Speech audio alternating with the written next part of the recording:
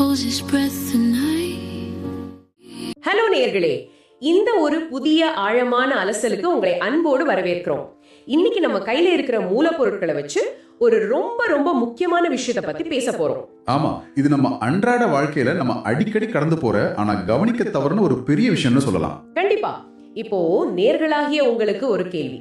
நீங்க கடைசியா ஒரு சிப்ஸ் பாக்கெட்டை திறந்த அந்த நொடியை கொஞ்சம் நினைச்சு பாருங்க. அப்போ உங்களுக்கு உண்மையிலே பசி இருந்ததா அல்லது உங்க கை தானாகவே அந்த பாக்கெட்டை எடுத்ததா? அது ஒரு மிகச்சிறந்த கேள்வி. நிறைய பேருக்கு பாத்தீங்கன்னா அந்த பசி அப்படிங்கறது இருந்திருக்காது. அதுதான் உண்மை. அதாவது ஒரு சூப்பர் மார்க்கெட் வரிசைகள்ல நடக்கும்போது சுற்றிலும் ஆயிரக்கணக்கான வண்ணமயமான பாக்கெட்டுகளை பார்த்து எனக்கு பிடித்ததை நான் தான் தேர்வு செய்யறேன் அப்படின்னு நாம நினைக்கிறோம். ஆனா அது ஒரு மாயை, ஒரு இல்யூஷன். எக்ஸாக்ட்லி. ஒரு கார் தானாகவே ஆட்டோ பைலட்ல போகும்போது நாம் தான் ஸ்டியரிங்க பிடிச்சு ஓட்டுறோம்னு நம்புவதற்கு சமமான ஒரு மிகப்பெரிய மாயை இது. இதை கொஞ்சம் விரிவா பார்ப்போம். இந்த இடத்துல நாம கவனிக்க வேண்டிய ஒரு விஷயம் என்னன்னா, இந்த மாயை ஏதோ எதேச்சா உருவான ஒண்ணு கிடையாது. இது ரொம்ப கவனமா வடிவமைக்கப்பட்ட ஒரு சிஸ்டம். உங்களை மாற்றுவதற்காக வடிவமைக்கப்பட்ட சிஸ்டம். சரியா? ஆமா, மனித உடலை அவங்களுக்கு சாதகமா கையாளுவதற்காக, அதாவது உங்களை அறியாமலேயே உங்க உடலோட முடிவுகளை எப்படி ஹைஜாக் பண்றாங்க அப்படிங்கிறது தான் இந்த தரவுகள் இருக்கிற சுவாரஸ்யம். அப்போ இந்த சிஸ்டம் எப்படி வேலை செய்யுதுன்னு நம்ம ஆழமா புரிஞ்சுக்க வேண்டியது அவசியமா இருக்கு. ஏன்னா இந்த தென்பண்டங்கள் எல்லாமே எங்க இருந்து வருது? நீங்க என்ன நினைக்கிறீங்க? நான் இது நாள் வரைக்கும் ஏதோ ஒரு பெரிய சமையல் அறையில ஒரு ஷெஃப் பல சுவைகளை கலந்து இதை உருவாக்குறாருன்னு நினைச்சிட்டு இருந்தேன். பாத்தீங்கன்னா அங்க சமையல் கலைஞர்கள் யாருமே கிடையாது. நாம கடைகள்ல பாக்குற உணவுகள் எல்லாமே மனிதர்களே அதிகம் இல்லாத பிரம்மாண்டமான தானியங்கி தொழிற்சாலைகள்ல இருந்து தான் வருது. ஒரு நிமிஷம், அப்போ அங்க யாருதான் இதை உருவாக்குறாங்க? இதை உருவாக்குறவங்க உணவு விஞ்ஞானிகள், வேதியியலாளர்கள், அப்புறம் பொறியாளர்கள். கெமிஸ்ட்லாம் உணவை உருவாக்குறாங்களா? கேட்கவே கொஞ்சம் ஆச்சரியமா இருக்கு. உண்மை அதுதான். அவங்க ஒரு புதிய தின்பண்டத்தை உருவாக்கும் போது அதை ஒரு உணவு பொருளாகவோ சமையல் குறிப்பாகவோ பாக்குறதே இல்லை. அது ஒரு சிக்கலான கணித பிரச்சனை மாதிரி தான் அவங்க கையாளுறாங்க. கணித பிரச்சனையா? ஒரு பிஸ்கட்டுக்கோ சிப்ஸுக்கோ எதுக்கு அவ்வளோ பெரிய கணக்கு? ஒரு சிப்ஸை நீங்க கடிக்கும் போது வர்ற அந்த நொறுங்கும் தன்மை, அதோட வடிவம், நாக்குல போடும்போது ஏற்படுற சுவை எல்லாமே பல நூறு முறை சோதிக்கப்படுது. எல்லாமே ரொம்ப துல்லியமா அளக்கப்படுது. எனக்கு கொஞ்சம் குழப்பமா இருக்கு. ஒரு சாதாரண தின்பண்டத்துக்கு எதுக்காக கணித சமன்பாடு அளவுக்கு துல்லியம் தேவைப்படுது? சுவையா இருந்தா மக்கள் வாங்க போறாங்க, அவ்வளவுதானே?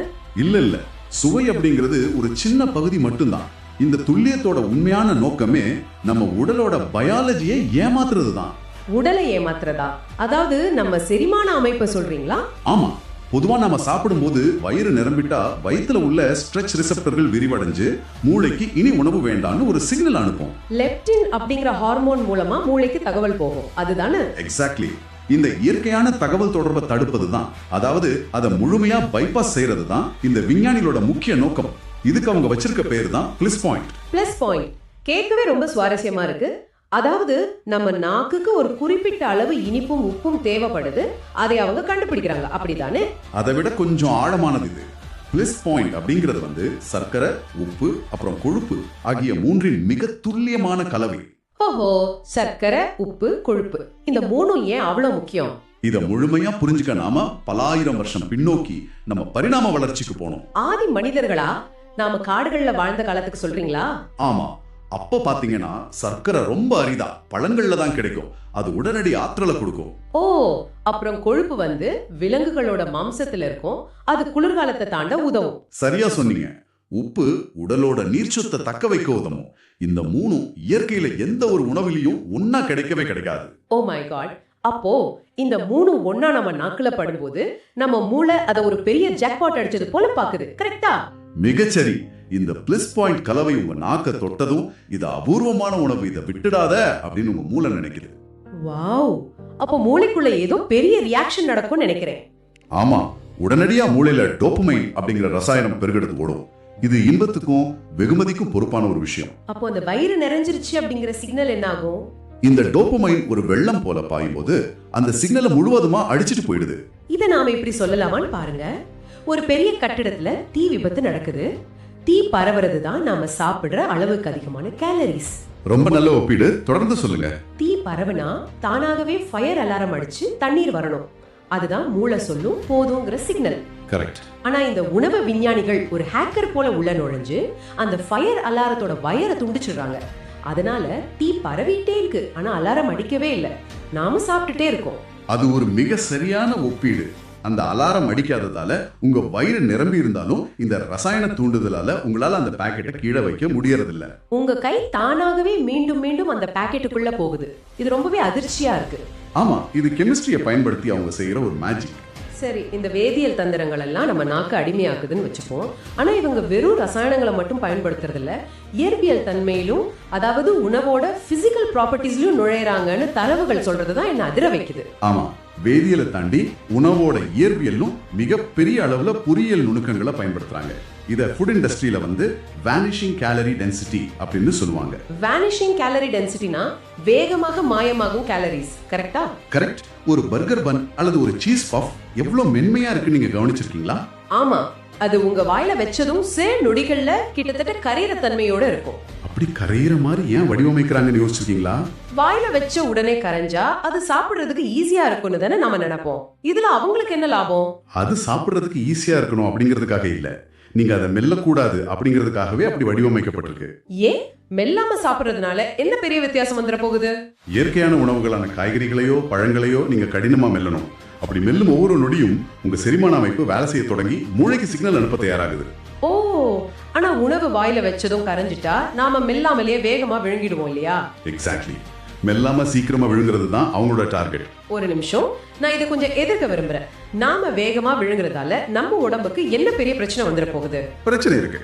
முன்னாடியே சொன்ன மாதிரி வயிறு நிரம்பி மூளைக்கு சிக்னல் போக செரிமான அமைப்புக்கு சுமார் 20 நிமிஷம் நேரம் தேவைப்படும். ஓகே, அந்த 20 நிமிஷத்துல என்ன ஆகும்? நீங்க வேகமா விழுங்கும் போது அந்த 20 நிமிஷத்துக்குள்ளேயே ஆயிரக்கணக்கான கேலரிகளை உள்ள தள்ளி இருப்பீங்க. சிக்னல் போறதுக்கு முன்னாடியே நம்ம அதிகமா சாப்பிட்டு முடிச்சிருப்போம். மை காட், வேதியியல் மூலமா மூளையோட சிக்னலையும் இயற்பியல் மூலமா நம்ம உணவோட வேகத்தையும் மாற்றி மனிதர்களோட நிறுத்தும் திறனை அவங்க முழுமையா முடக்குறாங்க. அதுதான் அந்த சிஸ்டத்தோட உண்மையான வெற்றி. ஆனா நான் கடைகள்ல பொருளை வாங்கும்போது அந்த லேபிள்களை ரொம்ப கவனமா படிப்பேனே. மூலப்பொருள் பட்டியல்ல என்னென்ன இருக்குன்னு பார்த்துட்டு பாதுகாப்பானதை தானே வாங்குறேன். இங்கதான் அவங்க சட்டத்தோட ஓட்டைகளை பயன்படுத்தி நம்மள மிக எளிதா ஏமாத்துறாங்க. எப்படி? நான் லேபிள்ல சர்க்கரை அளவு குறைவா இருக்கிறத பார்த்து தானே வாங்குறேன். என்ன எப்படி ஏமாத்த முடியும்? உணவு பாதுகாப்பு அமைப்புகளின் விதிகளின் படி பாத்தீங்கன்னா, ஒரு உணவில் எந்த பொருள் அதிக எடையில இருக்கோ அதுதான் மூலப்பொருள் பட்டியல்ல முதலிடத்துல வரணும். ஓகே, இப்போ ஒரு தின்பண்டத்துல 50 கிராம் சர்க்கரை இருந்தா அதுதானே முதலிடத்துல வரணும். ஆமா, ஆனா மக்கள் சர்க்கரை முதலிடத்துல இருக்கிறத பார்த்தா அந்த பொருளை வாங்க மாட்டாங்கன்னு நிறுவனங்களுக்கு நல்லாவே தெரியும். அதனால அவங்க என்ன செய்வாங்க? அந்த சர்க்கரையை அப்படியே மறைச்சிடுவாங்களா? அது சட்டப்படி குற்றமாயிற்றே. அவங்க மறைக்க மாட்டாங்க, அதை ரொம்ப புத்திசாலித்தனமா பிரிச்சிடுவாங்க. பிரிச்சிடுவாங்களா? எனக்கு சரியா புரியலையே. சர்க்கரை அப்படின்னு நேரடியா எழுதாம வெவ்வேறு பேர்கள்ல பிரிச்சு எழுதுவாங்க.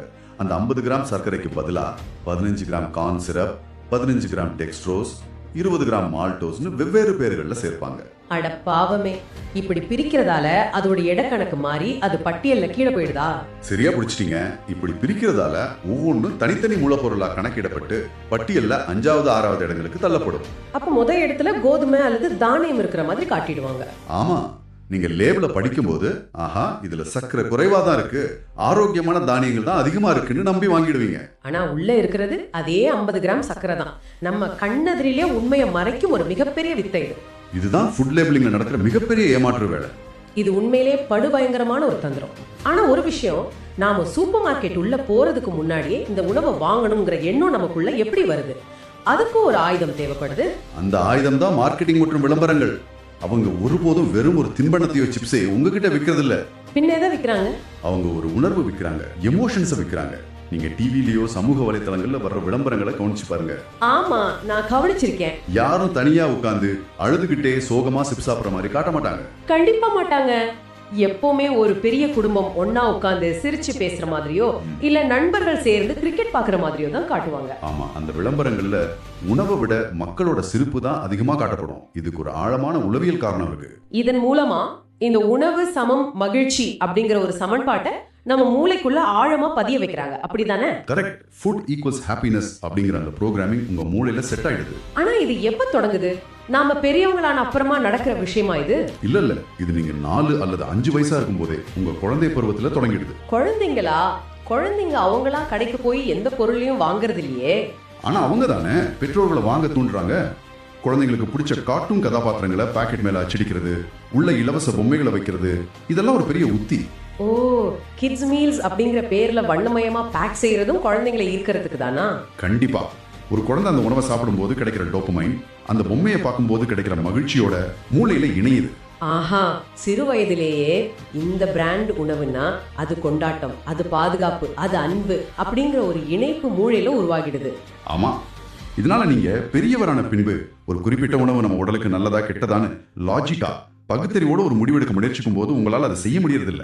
ஏன்னா நம்ம ஆழ்மனம் ஏற்கனவே இதுதான் மகிழ்ச்சின்னு ரொம்ப ஸ்ட்ராங்கா ப்ரோக்ராம் செய்யப்பட்டிருக்கு. மிக துல்லியமா சொன்னீங்க.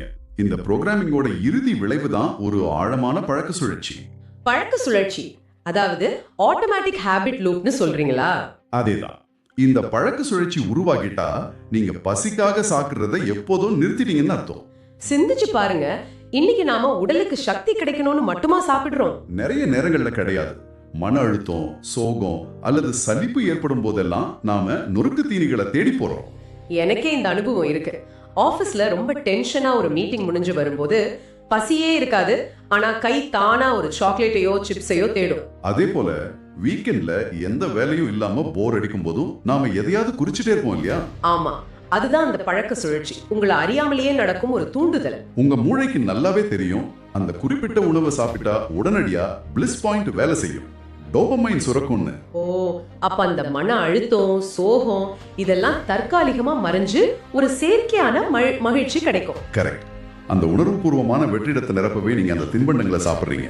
இது பசியால் வந்த முடிவு அல்ல, மூளையோட தேவையால் வந்த முடிவு. ஆஹா, இன்னைக்கு நாம ரொம்ப ஆழமான அதே சமயம் கொஞ்சம் அதிர்ச்சியான பல விஷயங்களை அலசிருக்கோம். ஆரம்பத்துல இது வெறும் உப்பு சர்க்கரை பிரச்சனை நினைச்சிருப்போம், ஆனா இது எவ்வளவு பெரிய வலைப்பின்னல்னு இப்ப புரியும். ஆமா, பரிணாம வளர்ச்சி, மூளையோட டோபமைன் லெப்டின் சிக்னல்ஸை தடுக்கிறது, லேபிள்ஸ்ல நடக்கிற எடை கணக்கு மோசடி, அப்புறம் குழந்தை பருவத்துல விதைக்கப்படுற மார்க்கெட்டிங்னு இதை பார்க்கும் போதே மலைப்பா இருக்கு. இது ஒரு மிகப்பெரிய இண்டஸ்ட்ரியல் சிஸ்டம். அதனால நேயர்களே, அடுத்த முறை நீங்க ஒரு ஸ்நாக் எடுக்க உங்க கை நீளும் போது அந்த நொடியில் அப்படியே நின்னு உங்களிடமே ஒரு எளிய கேள்வியை கேட்டுப்போங்க. ஆமா, அந்த முடிவு எடுக்கிறது யாருன்னு உங்களை நீங்களே கேட்டுக்கோங்க. இந்த முடிவை நான் தான் எடுக்கிறேனா, இல்ல பல்லாயிரம் கோடிகள் செலவு செய்து உருவாக்கப்பட்ட அந்த பிரம்மாண்டமான சிஸ்டம் என்ன ஒரு ஆட்டோ பைலட் பொம்மை போல கட்டுப்படுத்துதான்னு யோசிங்க. நீங்க சாப்பிடுற உணவோட முடிவுகள் அந்த தொழிற்சாலைகளிலும் விளம்பர நிறுவனங்களிலும் எப்படி துல்லியமா உங்க சம்மதமே இல்லாம உருவாக்கப்படுதுன்னு புரிஞ்சுக்கிறது ரொம்ப முக்கியம். அது மட்டும்தான் இந்த மாயிலிருந்து வெளியேறி உங்க கட்டுப்பாட்டை நீங்க மீண்டும் பெறுவதற்கான ஒரே வழி. இறுதியா உங்க சிந்தனைக்கு ஒரு ஆழமான கேள்வியை நான் விட்டுட்டு போக விரும்புறேன். பசி அப்படிங்கிற நம்ம மிக அடிப்படையான பல லட்சம் ஆண்டுகளா மனித குலத்தை காப்பாற்றிய ஒரு உள்ளுணர்வையும் நம்ம உணர்ச்சிகளையும் கூட கார்ப்பரேட் நிறுவனங்களால கணிதத்தையும் அறிவியலையும் பயன்படுத்தி இவ்வளவு துல்லியமா ஹேக் செஞ்சு கட்டுப்படுத்த முடியுதுன்னா சொல்லுங்க, உங்க அன்றாட வாழ்வில இது என் சொந்த முடிவு, என் சுதந்திரமான விருப்பம்